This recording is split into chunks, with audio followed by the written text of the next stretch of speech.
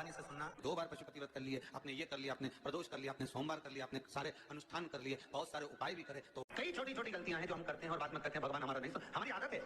अगर बाबा नहीं सुन रहे हैं, एकादशी व्रत का सबसे पहला नियम है, सबसे पहला नियम एकादशी व्रत का सबसे पहला नियम है कि आप जिस दिन व्रत करो उसके एक दिन पहले भक्ति का संचार इस हृदय में करो।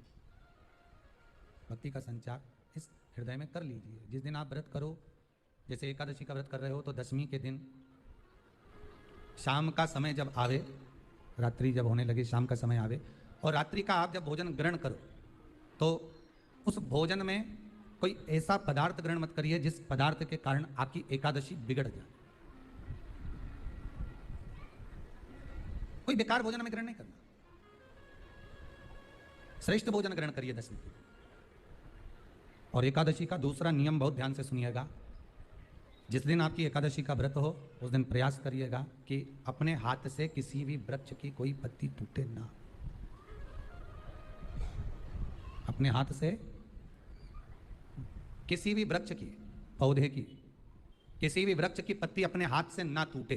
बहुत ध्यान दीजिएगा महाराज। एकादशी का ये दूसरा नियम है कि अपने हाथ से किसी पौधे की, किसी वृक्ष की, किसी डाली की कोई पत्ती टूटे ना, कोई पत्ती ना टूटे, इसका प्रयास करिए।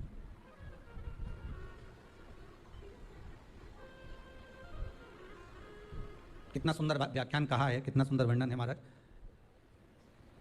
कि मात्र एकादशी का व्रत कर लेने पर, मात्र एकादशी का व्रत कर लेने पर जो पूर्व में किया गया हमारा पाप कर्म है, हमने किसी जीव की हत्या करी है, हमने किसी को कष्ट प्रदान करा है, हमने किसी को अपशब्द कहा है, हमने किसी को ताने दिए, हमने किसी को आड़ा टेढ़ा कहा है, हमने किसी को गालियां दे दी है, मात्र एकादशी का व्रत ही कर लेने पर ये सारे जो दोष हैं वो समाप्त हो जाते हैं।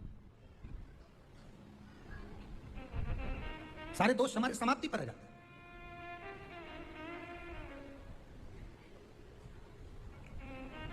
अब एक विचार करिएगा थोड़ा सा अपने मन में, अपने चित्त में, अपनी वृत्ति में एक बात उतारिएगा, एक अपने मन में एक बात को उतार कर रखिएगा कि आप अपने पाप को, अपने पाप कर्म को जिस दिन छिन्न करने वाले हो, समाप्त करने वाले हो, अपने पाप को आप जिस दिन समाप्ति पर लेकर जा रहे हो तो उसके एक दिन पहले आपको प्रसन्नता होना चाहिए कि नहीं होना चाहिए कि कल मेरा पाप कटने वाला है, कल मेरा पाप समाप्त होने वाला है।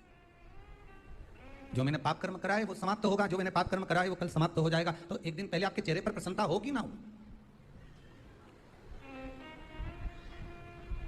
और चेहरे पर वो प्रसन्नता आपके आना चाहिए कि कल मेरा एकादशी का व्रत है, आज दशमी है, कल एकादशी का व्रत है, तो कल मेरी जब एकादशी का व्रत रहेगा तो मेरा ना जाने कितना कितना पाप, कितना कितना असत्य, कितना कितना झूठ, कितना कितना प्रपंच वो समाप्त हो जाएगा। इसमें मुझे प्रसन्नता हो, इसमें मुझे आनंदता हो।